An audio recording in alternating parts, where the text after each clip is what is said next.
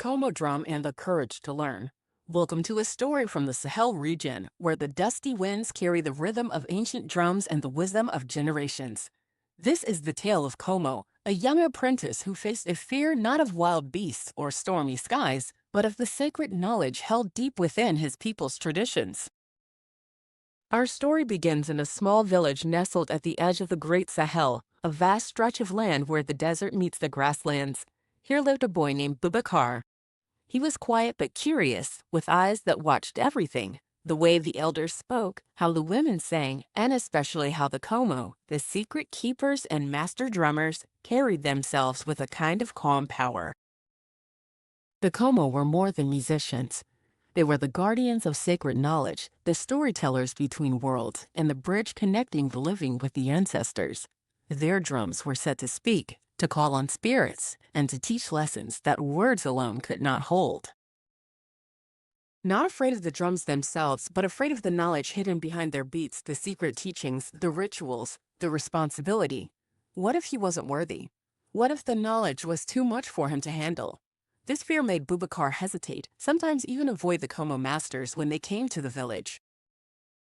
One evening, under the orange glow of the setting sun, Bubakar sat beside his grandfather, a wise man who had once been an apprentice himself. The old man noticed the boy's worry and asked gently, "Why do you look so troubled, Bubakar?" "I want to learn the drum's secrets," the boy said, "but I'm afraid I'll fail or that I'm not humble enough." His grandfather smiled softly and said, "Humility is not about thinking less of yourself. It's about understanding that the drum, like life, is bigger than any one person. When you stop fearing what you don't know and open your heart to listen, that is when learning begins." The next day, Bubakar gathered his courage and approached the Komo master, a tall man with kind eyes and hands that moved like the wind across his drum. "I want to learn," Bubakar said, "but I am afraid." The master nodded. "Good. Fear shows you what matters. But to learn, you must be humble. Humble enough to listen more than you speak, to feel the drum's heartbeat instead of just hearing its sound."